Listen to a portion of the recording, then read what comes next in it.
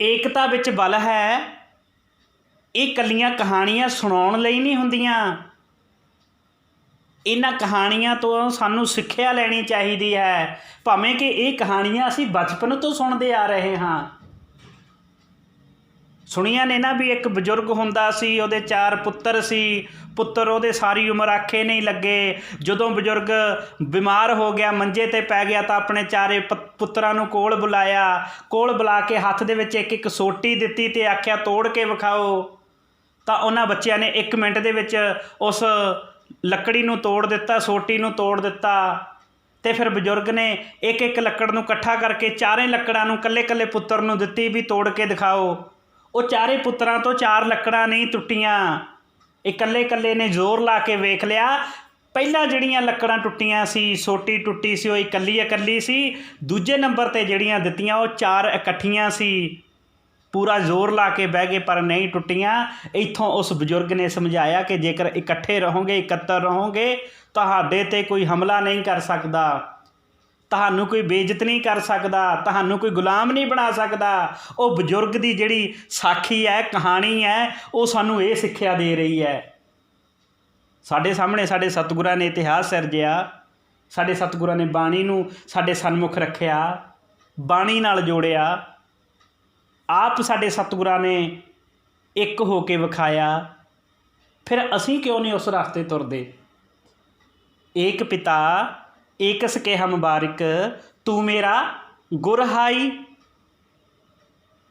ਇਸ ਦਾ ਮਤਲਬ ਹੀ ਇਹ ਹੈ ਵੀ ਅਸੀਂ ਇੱਕ ਹਾਂ ਅਤੇ ਸਾਨੂੰ ਇੱਕ ਬਣਨਾ ਚਾਹੀਦਾ ਹੈ। ਇੱਕ ਓਂਕਾਰ। ਜਦੋਂ ਅਸੀਂ ਜਪਜੀ ਸਾਹਿਬ ਬਾਣੀ ਪੜ੍ਹਦੇ ਹਾਂ ਤਾਂ ਸਭ ਤੋਂ ਜਿਹੜਾ ਪਹਿਲਾ ਸ਼ਬਦ ਹੈ, ਮੁੱਢਲਾ ਅੱਖਰ ਹੈ ਸ਼੍ਰੀ ਗੁਰੂ ਗ੍ਰੰਥ ਸਾਹਿਬ ਮਹਾਰਾਜ ਜੀ ਦਾ, ਉਹ ਇੱਕ ਓਂਕਾਰ ਹੈ। ਇੱਕ ਓਂਕਾਰ ਦਾ ਵੀ ਇਹੀ ਉਪਦੇਸ਼ ਹੈ ਕਿ ਆਓ ਆਪਾਂ ਸਾਰੇ ਇੱਕ ਬਣੀਏ, ਅੰਦਰੋਂ ਅਤੇ ਬਾਹਰੋਂ। ਜਦੋਂ ਇੱਕ ਬਣ ਗਏ ਤਾਂ ਸਾਡੀ ਜਿਹੜੀ ਤਾਕਤ ਆ ਉਹ ਬਹੁਤ ਵੱਡੀ ਹੋ ਜਾਏਗੀ, ਬਹੁਤ ਸੁਪਰੀਮ ਹੋ ਜਾਏਗੀ। ਪਰ ਅਸੀਂ ਕੀ ਕੀਤਾ? ਅਸੀਂ ਸਤਿਗੁਰਾਂ ਦੀ ਗੱਲ ਨਹੀਂ ਮੰਨੀ। ਭਾਵੇਂ ਕਿ ਸਾਡੇ ਸਾਹਮਣੇ ਚਮਕੌਰ ਦੀ ਗੜੀ ਦਾ ਇਤਿਹਾਸ ਹੈ। 40 ਸਿੱਖਾਂ ਨੇ, ਕਲਗੀਧਰ ਦਸ਼ਮੇਸ਼ ਪਿਤਾ, ਉਹਨਾਂ ਦੇ 2 ਵੱਡੇ ਸਪੁੱਤਰ ਅਤੇ 40 ਗੁਰਸਿੱਖਾਂ ਨੇ ਲੱਖਾਂ ਦੀ ਫੌਜ ਨੂੰ ਭਾਜੜ ਪਾ ਕੇ ਰੱਖੀ, ਕਿਉਂਕਿ ਜਿਹੜੇ 40 ਸੀ ਉਹਨਾਂ ਦੇ ਵਿੱਚ ਏਕਤਾ ਸੀ, ਬਲ ਸੀ। ਇਹ ਜਿਹੜੀ ਇਤਿਹਾਸ ਦੀ ਘਟਨਾ, ਜੋ ਇਤਿਹਾਸ ਦਾ ਪਾਤਰ ਸਾਡੇ ਚਮਕੌਰ ਦੀ ਗੜੀ ਦਾ ਸਾਹਮਣੇ ਆਉਂਦਾ, ਇਹ ਬਹੁਤ ਵੱਡੀ ਉਦਾਹਰਨ ਹੈ, ਪਰ ਅਸੀਂ ਸਮਝਣ ਨੂੰ ਤਿਆਰ ਨਹੀਂ। ਸ਼੍ਰੀ ਗੁਰੂ ਨਾਨਕ ਸਾਹਿਬ ਮਹਾਰਾਜ ਸੱਚੇ ਪਾਤਸ਼ਾਹ ਜੀ ਨੇ ਸਤਿਗੁਰ ਜੈਦੇਵ, ਸਤਿਗੁਰ ਬਾਬਾ ਫਰੀਦ, ਸਤਿਗੁਰ ਨਾਮਦੇਵ, ਸਤਿਗੁਰੂ ਕਬੀਰ, ਸਤਿਗੁਰੂ ਰਵਿਦਾਸ, ਸਤਿਗੁਰ ਪੀਪਾ, ਸਤਿਗੁਰ ਧੰਨਾ, ਜਿੰਨੇ ਮਹਾਂਪੁਰਖਾਂ ਦੀ ਗੁਰੂ ਗ੍ਰੰਥ ਸਾਹਿਬ ਮਹਾਰਾਜ ਵਿੱਚ ਬਾਣੀ ਹੈ, ਸਾਰਿਆਂ ਨੂੰ ਇਕੱਤਰ ਕੀਤਾ ਔਰ ਸੁਪਰੀਮ ਪਾਵਰ ਬਣ ਗਈ। ਫਿਰ ਬ੍ਰਾਹਮਣਵਾਦ ਨਾਲ ਟੱਕਰ ਲਈ ਅਤੇ ਸਾਡੇ ਖੂਨ ਦੇ ਵਿੱਚੋਂ, ਸਾਡੇ ਖੂਨ ਦੇ ਜ਼ੀਨਾਂ ਦੇ ਵਿੱਚੋਂ ਸਾਡੇ ਸਤਿਗੁਰਾਂ ਨੇ, ਸਾਡੇ ਰਹਿਬਰਾਂ ਨੇ ਬ੍ਰਾਹਮਣਵਾਦ ਨੂੰ ਕੱਢ ਕੇ ਬਾਹਰ ਸੁੱਟ ਦਿੱਤਾ ਅਤੇ ਸਾਨੂੰ ਸਾਰਿਆਂ ਨੂੰ ਇੱਕ ਬਣਾਇਆ। ਉਹ ਤਦ ਹੀ ਹੋਇਆ ਜਦੋਂ ਸਾਡੇ ਸਤਿਗੁਰ ਰਹਿਬਰ ਇਕੱਤਰ ਹੋਏ, ਇੱਕ ਹੋਏ, ਸਾਨੂੰ ਇਕੱਠੇ ਕੀਤਾ ਅਤੇ ਸਾਡੇ ਵਿੱਚ ਬਹੁਤ ਵੱਡੀ ਪਾਵਰ ਆ ਗਈ। ਸਾਨੂੰ ਕੋਈ ਤੋੜ ਨਹੀਂ ਸਕਿਆ।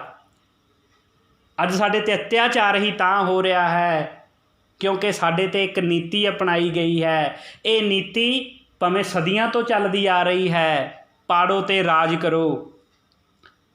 ਸਾਡੇ ਮੂਲ ਨਿਵਾਸੀ ਯੋਧਿਆਂ ਨੂੰ ਇੱਥੇ ਪਾੜਿਆ ਅਤੇ ਸਾਡੇ 'ਤੇ ਰਾਜ ਕੀਤਾ। ਪਾੜਨ ਦਾ ਮਤਲਬ ਉਹਨਾਂ ਨੂੰ ਮਾਰਿਆ ਵੀ ਆ, ਉਹਨਾਂ ਨੂੰ ਖਤਮ ਵੀ ਕੀਤਾ, ਉਹਨਾਂ ਦੇ ਵਿੱਚ ਘਰ ਕਰਕੇ, ਉਹਨਾਂ ਦਾ ਖਾ ਪੀ ਕੇ ਉਹਨਾਂ ਦੇ ਵਿੱਚ ਈਰਖਾ ਪੈਦਾ ਕੀਤੀ, ਲੜਾਈ ਝਗੜੇ ਪੈਦਾ ਕੀਤੇ। ਇਸ ਤਰ੍ਹਾਂ ਪਾੜੋ ਅਤੇ ਰਾਜ ਕਰੋ ਦੀ ਨੀਤੀ ਨੂੰ ਅਪਣਾ ਕੇ ਆਰੀਅਨ ਲੋਕਾਂ ਨੇ ਭਾਰਤ ਦੇ ਲੋਕਾਂ ਨੂੰ ਗੁਲਾਮ ਬਣਾ ਕੇ ਰਾਜ ਕੀਤਾ। ਅੱਜ ਵੀ ਕਰ ਰਹੇ ਨੇ। 97% ਗਿਣਤੀ ਹੁੰਦਿਆਂ ਹੋਇਆਂ ਇਸ ਬਹੁਜਨਾਂ ਦੀ, ਮੂਲ ਨਿਵਾਸੀਆਂ ਦੀ 97% ਭਾਰਤ ਵਿੱਚ ਗਿਣਤੀ ਹੁੰਦਿਆਂ ਹੋਇਆਂ ਇਹ ਫਿਰ ਵੀ ਗੁਲਾਮ ਨੇ। ਕਿਉਂ ਗੁਲਾਮ ਨੇ? ਕਿਉਂਕਿ 6743 ਜਾਤਾਂ ਦੇ ਵਿੱਚ ਵੰਡ ਦਿੱਤਾ ਗਿਆ। ਅੱਗੇ ਅੱਗੇ ਜਾਤਾਂ ਵੱਧਦੀਆਂ ਜਾਂਦੀਆਂ ਨੇ, ਘਟਦੀਆਂ ਨਹੀਂ ਜਾਂਦੀਆਂ। ਅਤੇ ਜਿੰਨਾ ਤੱਕ ਅਸੀਂ ਜਾਤਾਂ ਦੇ ਵਿੱਚ ਫਸੇ ਰਹਾਂਗੇ ਉਹਨਾਂ ਤੱਕ ਅਸੀਂ ਆਪਸ ਦੇ ਵਿੱਚ ਪਾੜ ਕੇ ਰਵਾਂਗੇ, ਪਾਟੇ ਹੋਏ ਰਵਾਂਗੇ। ਸਾਡੇ ਵਿੱਚ ਏਕਤਾ ਨਹੀਂ ਆ ਸਕਦੀ।